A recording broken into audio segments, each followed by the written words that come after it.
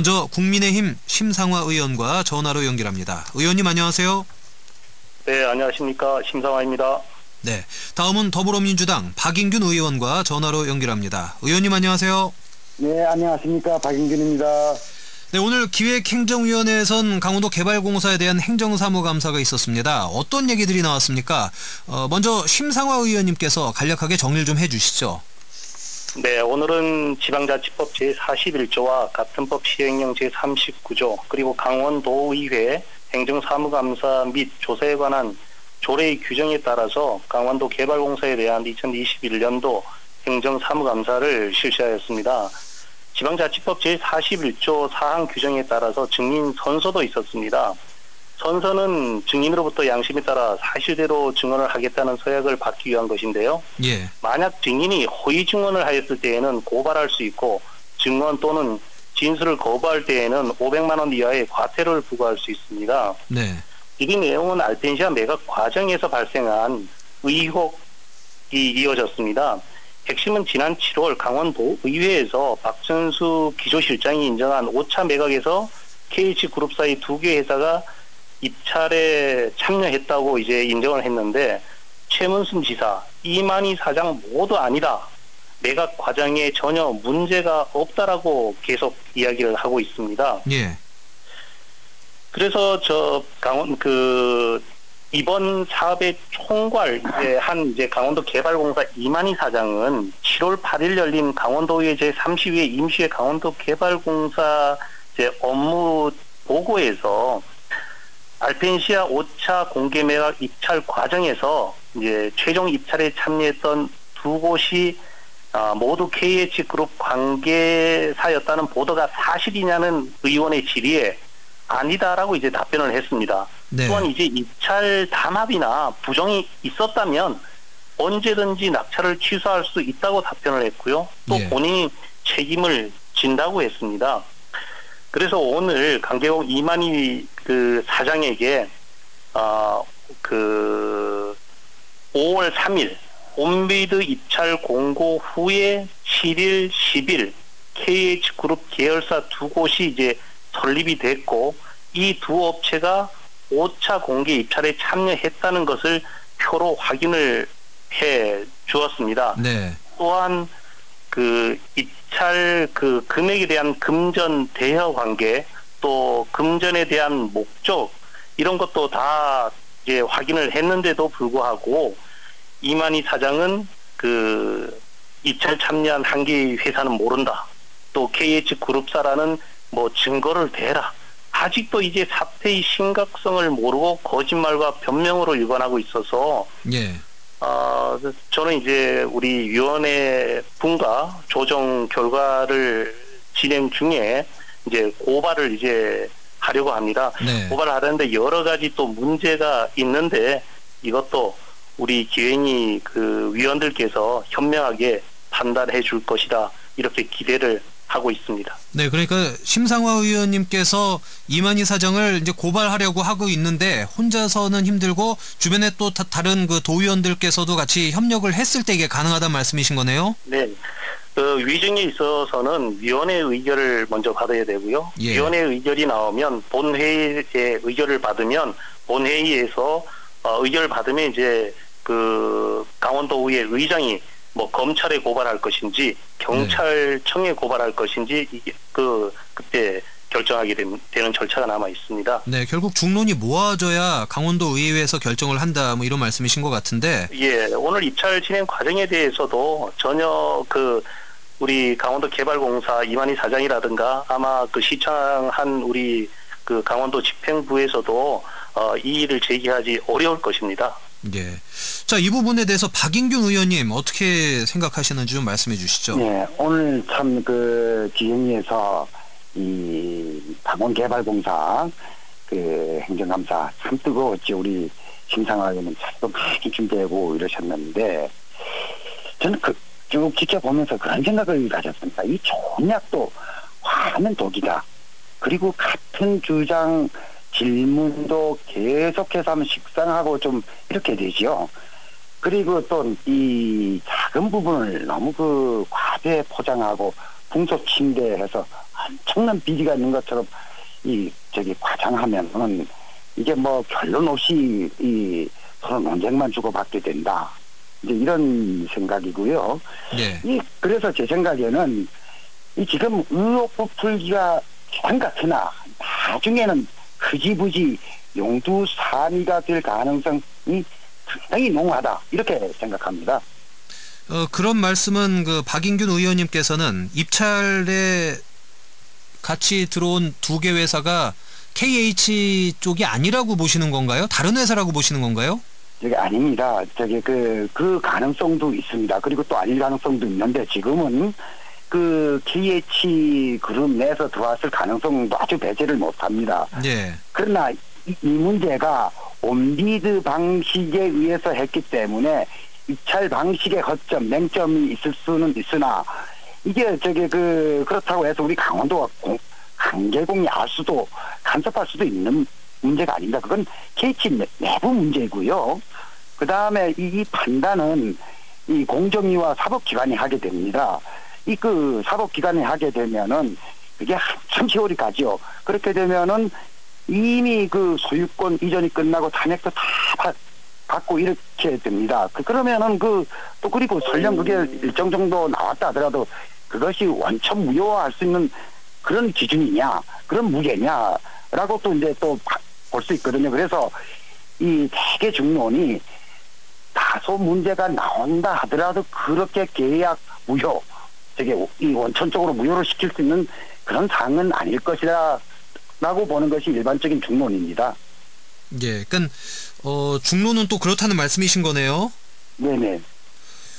그런데 어쨌든 간에 뭐 시민사회단체에서는 계속 이번 행정사무감사에서 뭔가 좀 밝혀내기를 기대하고 있는 것 같고, 근데 어쨌든 그 법이 정한 게 있지 않습니까? 같은 네, 곳에서 그 동시에 입찰을 하면 그거는 막기 위해서 그렇게 규정이 있는 것 같은데.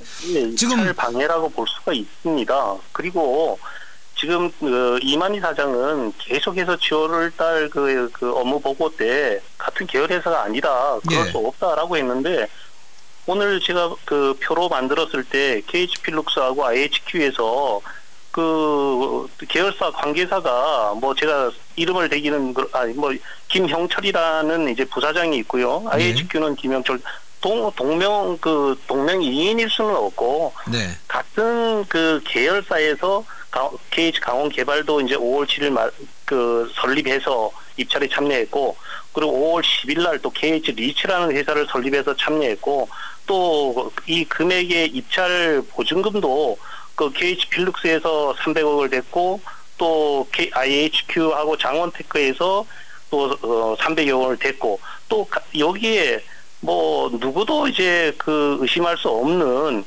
그 김형철이라는 예. 분이 다 여기에 그 관계돼 있는 분이거든요. 네. 그런데 이게 아니라고 이렇게 나왔는데 아니다 하고 그거는 모르겠다. 이제는 뭐 그래도 우리는 공정위에서 결과가 나오기가 시간이 걸리니까 우리는 계속 입찰 진행을 하겠다. 이것은 민주당하고 집행부에서 우리 강원도민과 우리 강원도의회를 아주 무시하는 것이고요. 이게 이런 사례가 진행이 된다 그러면 강원도의 공유재산 관리는 앞으로 어떻게 갈지 정말 예측하기가 어렵습니다. 네. 저도 박인균 의원님 말씀드리면서 한 가지 드는 생각이, 아유, 설령 두 곳이 같은 곳이라도 뭐가 문제입니까라는 느낌으로 받아들였거든요. 혹시 그런 쪽의 말씀이셨던 건지 제가 다시 한번 여쭙고 싶네요. 예, 뭐 반드시 그런 건 아니고요. 예. 다만 이제 그 강계공에서 온비를 통해서 이 입찰 진행 과정에서 이러한 상태로 KH가 들어왔는데 이 공정거래위원회라든가 감사위원회다가 질의했답니다. 그래서 이 지금 나타난 자료 가지고는 문제가 없다, 이렇게 답진이 와서 입찰을 진행을 한 것이고요. 그 다음에 이제 우리 심상화 의원은 많은 자료를 모아가지고 그렇게 했는데, 그거는 KH 그룹 내부 인사, 그 다음에 자금 이동, 이 문제는 우리 강원도와 강계공 그리고 또 입찰 과정에서 우리가 관여할 수 있는 문제는 아니거든요. 물론 그쪽에 그 자체가 옳으냐 그러냐 범법행위냐 아니냐는 그건 또 사법기관이나 공정이 거기서 판단할 문제라고 생각이 되어지고요. 그래서 조금 걱정스러운 건 자꾸 우리 그 심상화 의원님께서 고소 고발 문제, 뭐 법적인 조치, 뭐 이런 얘기를 하시는데 거꾸로 이 그쪽 KH 그룹에서 명예훼손이라든가 또 이래서 오히려 그것 때문에 많은 손실을 봤다라고 하고 하면서 개인적으로 이 손배소가 들어오면 어떻게 그 하시려는지 그런 것도 조금 우리 저기 그 걱정스러운 또 부분이기도 합니다. 그런 거 걱정하지 않으셔도 되고요. 이 자료가 사실이 아니라면 확인을 해달라는 거지 않습니까? 그런 거는 충분히 감수할 수가 있습니다. 예. 이 문제는 어쨌든 간에 시간을 좀 갖고 지켜봐야 될 문제 같습니다. 뭐 두 분께서 계속 말씀을 하셔도 결국에 두 분께서 밝힐 수 있는 건 아니니까. 네, 다음 문제로 좀 넘어가야 될 것 같습니다. 자, 내년 어린이날 개장할 레고랜드 문제도 우리가 좀 짚어봐야 될 것 같은데, 춘천에 있는 중도에 레고랜드 하나만 들어서고 이 춘천시는 레고랜드로 들어가는 길만 내주는 거 아니냐, 이런 또 우려가 나오고 있거든요. 이 어쨌든 간에 막대한 도비가 들어간 부분인 건데, 찾아오는 관광객을 강원도민에게 좀 도움이 되도록 분산하는 역할을 해줄 뭐 다양한 시설이라든가 그런 기획이 강원도 입장에서 있는지 좀 궁금한데 어땠습니까? 예, 당연히 필요합니다. 연간 200만 명 이상 그 방문객이 찾을 것으로 예상되어지는데요. 네. 이 지역 인재와 이제 지역 주민은 이제 고용을 하고, 그다음에 도민한테 입장료라든가 사용료 할인 혜택도 주고, 농산물도 납품을 하고, 그다음에 이 강원도의 춘천과 그 주변 강원도 전체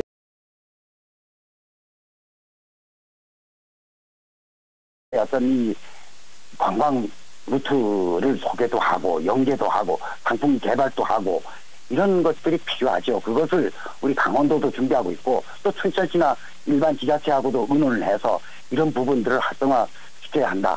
그리고 지금 준비 중이다. 이렇게 말씀드릴 수 있습니다. 네, 멀린사에서는 강원도민 할인에 대해서는 고려하지 않았던 걸로 제가 저번에 기억하는데 뭐 그 부분도 해결이 될 가능성이 큰가요? 그럴 가능성이 큽니다. 물론 그쪽에서 이 결정하는 쪽은 멀린사입니다만 서로 저기 신뢰와 어떤 호의적인 어떤 관계를 형성하고 또 일을 추진해 왔기 때문에 충분히 그런 부분들은 이 논의를 하면은 긍정적으로 결론 날 것이다. 이렇게 보여집니다. 네, 박인균 의원님께서는 굉장히 긍정적으로 바라보시고 심상화 의원님 어떠십니까? 저는 항상 뭐 부정적인 것은 아닌데요. 네. 지금까지 멀린사가 우리 강원도에 한 것을 보면 기대하기 어렵다라고 봅니다. 레고랜드는 이제 내년 3월 임시 개장하고 5월에 이제 본 개장을 하려고 합니다. 예. 그렇지만 레고랜드 주변 부지는 지금 허허벌판이고 레고랜드와 함께 해야 할 또 함께 하면서 강원도민이 운영할 상가는 지금 한 곳도 없습니다. 또 레고랜드 주차 대수는 이제 4,000대인데요. 일일 4,000대가 춘천 시내를 이동하려면 교통 대란이 온다고 지금 전문가들이 말씀하고 계십니다. 강원도의 이제 중도 개발은 교통 대책이 사실 없습니다, 지금. 의회에서 해결책을 강구하려고 레고랜드 교통 영향평가 자료를 요구해도 비공개라며 제출하지 않고 있습니다. 얼마나 답답한 일입니까? 레고랜드 테마파크의 성공은 사실 기대하기 어렵고요. 예. 교통 대책, 또 주변 부지 개발, 중도 유적지 보존 대책이 선행되어야지만 그래도 작은 희망이 있다고 봅니다. 네. 지금 심상화 의원님께서는 어쨌든 춘천 시내 교통체증을 좀 말씀해 주셨는데, 이제 저는 두 분 말씀 듣다 보니까 갑자기 그런 생각이 들더라고요. 만약에 멀린사와 강원도가 협약을 잘 했는데 춘천 시민만 할인해 주겠다라든가, 혹은 강원도민 할인은 해주는데 그 할인에 대한 보전부는 강원도가 부담한다, 뭐 이런 식으로 결론이 날까봐 좀 그게 좀 우려스럽습니다. 제가 지금 걱정하는 부분, 이게 현실로 될 그런 가능성도 있을까요? 심상화 의원님. 네, 저는 현실이 될 가능성이 크다고 봅니다. 최문선 지사, 멀린사에서는 금액 할인이나 이런 혜택을 하기가 굉장히 지금 구조적으로 어렵다는 것이고요. 네. 거기에 대해서 우리 최문선 지사가 어떻든 성공 개장이라는 것을 이제 보여주려면 강원도에 또 예산이 그런 쪽으로 되리라고 저는 보고 있습니다.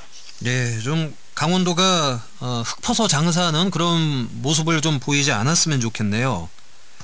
자, 그리고 오늘 오전에 기획행정위원회에서 강원인재육성재단의 행정사무감사가 있었죠? 네, 그렇습니다. 네. 네, 그럼 이 부분은 박인균 의원님께서 먼저 말씀을 좀 해주실까요? 강원도 네. 대학 관련 정책이라든가 장학 관련 정책에 대해서는 어떤 의견들이 있었는지. 예, 예.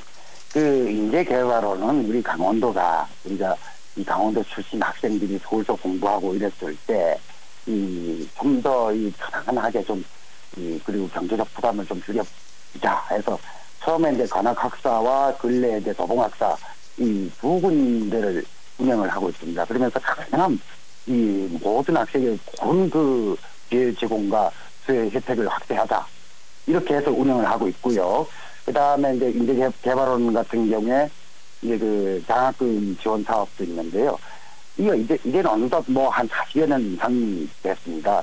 그러면은 이 시기에 맞게 좀 내용을 이 업그레이드 시키고 좀 이 풍부하게 할 필요가 있습니다. 그래서 저 같은 경우는 오늘 주문을 이 서울에서 많은 학생들이 이 많은 대학에 또 전공도 다양하게 오는데 이제는 좀 이런 아이들을 위해서 학교에서 채워주지 못하는 부분들 이 아이들이 예를 들면 그 이과와 문과의 학생들 같이 좀 이 학문의 융복합을 하는 좀 그런 프로그램도 한번 좀 진행했으면 좋겠다. 그래서 예를 들자면은 어떤 이 자연과학과 산업경영 이런 식의 그래서 실질적으로 이게 미래에 우리나라의 먹거리도 창출해내고 또 그 아이들이 또 성공할 수 있는 좀 그런 프로그램을 좀 도입하면 좋겠다. 이런 주문을 했었고요. 우리 그 대학에 대해서는 강원 도립대학이 우리 도에서 운영하는 공립대학입니다. 예. 이 갈수록 지방대학이 입학생이 줄고 경쟁에서 밀리는 이런 현상이 있습니다. 그래서 이 좀 사구책을 마련했으면 좋겠다.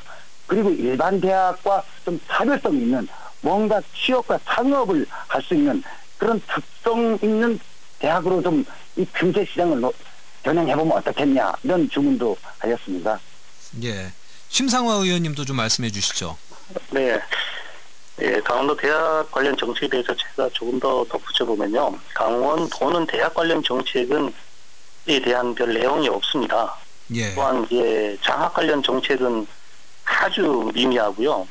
2021년 대학 기본 역량 진단에서 강원 지역 전문대가 무더기로 이제 탈락을 했습니다. 네. 교육부는 강원, 충천, 권역 22개 진단 참여 전문대학 중에 15개 대학을 일반 재정 지원 대학으로 이제 선정을 했는데요.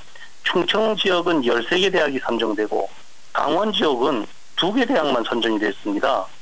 강원도의회에서도 이제 건의문을 이제 통해서 지역 특성을 무시했다, 교육부의 일방적이고 획일적인 평가 방법이다라고 불평만 하고 있을 것이 아니라 이제 강원도와 강원도의회 그리고 강원도 관내 대학은 정말 문제점을 이제 찾아야 할 때입니다. 대학은 이제 지역 사회의 경제, 문화, 사회 발전의 이제 중심이라고 보고요. 지역 사회와 끊임없이 이제 공생하여 지역 현안을 해결해 나가야 하는 운명 공동체라고 저는 생각을 합니다. 예. 앞으로 대학 역량 강화와 시책도 발굴하고 또 강원도는 장학금에 대한 지원 방법을 좀 강구하고 이런 데에서 예산을 좀 아끼지 말고 지역과 대학의 이제 상생 방안을 모색해 나가야지. 그러지 않으면 강원도 대학은 없어질 수도 있다고 저는 봅니다. 네. 어쨌든 지금 말씀하시는 부분, 교육에 대한 부분도 그렇고, 레고랜드도 그렇고, 또 알펜시아 매각 관련도 그렇고, 어쨌든 도민 혈세가 계속 들어갈 수밖에 없는 상황이네요. 네, 지금 배문순 지사께서 행정에 대한 좀 세심하지 못한 것이고요. 또 여기에 대해서 어디에서 그런 문제점이 발생하냐고 저희들이 진단해 봤을 때에는 지사께서 하고자 하는 공약 사업에 너무 예산을 투입하다가 보니까 이런 교육 사업이라든가 복지 사업이 따라가지 못한다고 저는 생각을 하고 있습니다. 예, 알겠습니다. 오늘 좀 시간 관계로 여기서 좀 정리를 해야 될 것 같습니다. 지금까지 강원도의회 박인균 의원, 심상화 의원 두 분과 함께했습니다. 오늘 말씀 고맙습니다. 네, 감사합니다. 네, 감사합니다.